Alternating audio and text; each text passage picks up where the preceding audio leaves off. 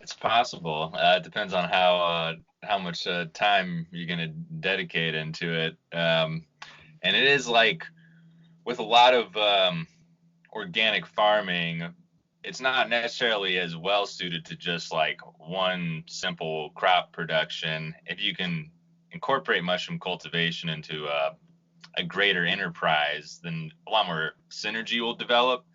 That being said, there are people out there who run successful businesses where they just have a warehouse and they're cranking out shiitakes or oysters and are able to have successful businesses doing that. But it takes a lot of hustling, and so it's kind of that's why a lot of people are seeking out more of like what kind of value added products you can get into, how the mushroom cultivation could be incorporated into, if you're already say producing um, agricultural waste products from livestock or vegetable farming, and then how can you use that as a mushroom substrate, and then this way you're not really paying for that many materials, and then using the mushrooms to improve the fertility of the soil where you're growing your plants. But it's like most types of farming. You can make a living off it, but you got to work pretty hard, and it's not people don't get into it to get rich necessarily. Yeah, that's a funny one. So I mean, like, if you want to grow mushrooms, it's a little harder. If you want to buy bulk mushrooms from China, it's a little easier. And we see a lot of these like pop-up companies that just come out of nowhere and have all sorts of mushroom value-added products, but they're not really doing any work. And it's easy to grow a business that way. I mean, there's like a lot of venture capitalist money going into companies like that. Um, but for growers, I mean, because that's what we do. I mean, that's what this is all about. There are ways to lock it in, and I think that as the consumers become more educated on what they want and where they want it to come from, there's going to be a higher demand for mushrooms grown on U.S. soils with some sort of accreditations and things like that um, for wholesale. So there's a lot of people producing like mushrooms for sale at farmers markets and restaurants, and that will always be uh, lucrative enough to maintain.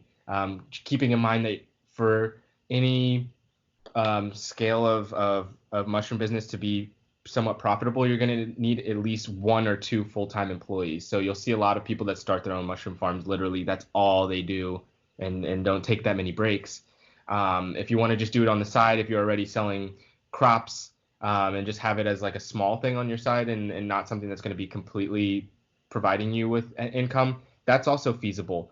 But I think if we kind of uh, bring in these Asian styles of mass cultivation with very low tech um, inputs, like I was mentioning earlier, where you can grow just massive amounts of reishi or massive amounts of oyster mushrooms in some pop up tarp shed type situation, and be able to just dehydrate those and send those out to directly to wholesalers or to intermediate companies like Mountain Rose Herbs, or we're actually working on a company called Hive Mind that we're trying to encourage more U.S. growers to supply bulk dried mushrooms so that they could be sold to larger companies that are making all the products that you see at Whole Foods and things like that. I think that that's where a lot of farmers are going to be putting their interest towards in the next 5-10 years.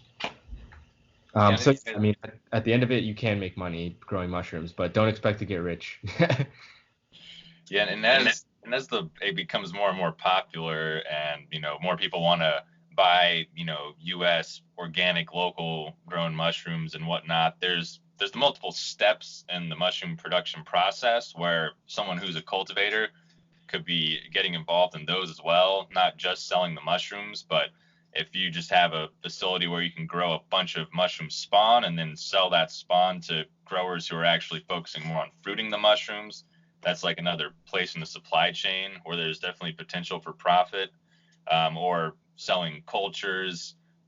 So there's as it becomes a bigger industry, there are more points to get in on it than just selling mushrooms to restaurants, because the whole process, there's a lot of steps, and each step requires a decent amount of mental awareness. So the more that people can kind of focus on one step and be really good at producing spawn, be really good at fruiting. There are all these little niches that start popping up that people can fill.